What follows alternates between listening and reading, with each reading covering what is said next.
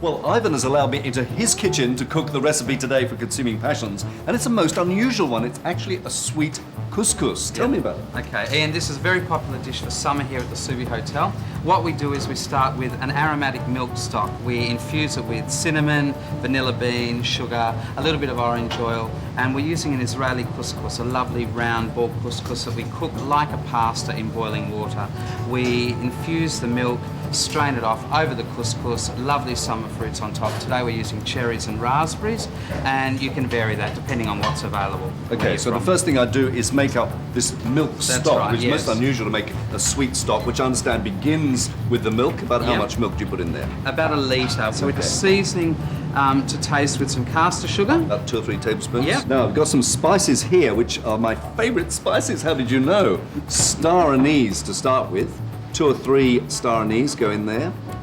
And then a little cinnamon stick. That's right, yes, just the one. Now, you've got here vanilla pod, which presumably I scrape out the seeds and then put the pod itself in. Now, would you substitute vanilla essence for this or not? You could do, yeah. There's a great vanilla extract on the market you can use. Okay, so the pod and the seeds go into the milk. Yep. Now, the final thing I add is a drop of orange oil. And now, if you're unable to get hold of the orange oil, you can use fresh orange zest, but just use it at the last minute. Okay, so this comes over here and is just gently simmered for how long? Approximately 2 minutes. We just need to allow the flavours to steep, infuse the milk, then we let it stand briefly, strain it off onto our couscous with the fruit, finished. Now the sugar syrup, that's interesting because what you're using is rose petals. These are something quite different. They are hand-dried by the Arabs out in Iran. They come all the way to us. They are absolutely beautiful, and we make our own rose water so you're syrup putting that into the boiling water? Okay, what we do is we just pop them in here to our water. It's only 50 grams, there's a lot of petals. And we just leave this for approximately 2 minutes just to again infuse the liquid.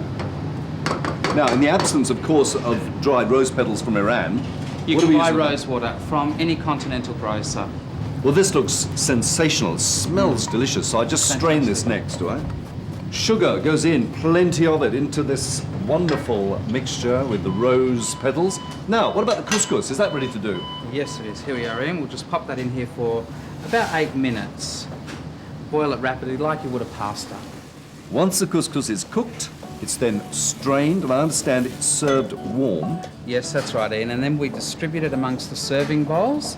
The next step is to strain off the milk stock, ensuring that we catch all the bits, the cinnamon quills, the star anise prongs.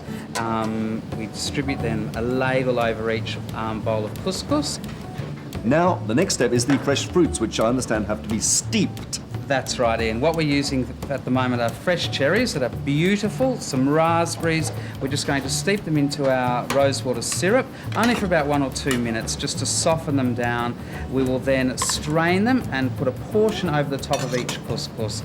Lastly, a dollop of yogurt, and that's it. So there it is. Ivan made this fabulous dish of sweet couscous with seasonal fruits. Splendid for breakfast, lunch, or dinner, and possibly served with a cup of coffee if it's breakfast time. From Consuming Passions, till next time, bon appetit. Taste test.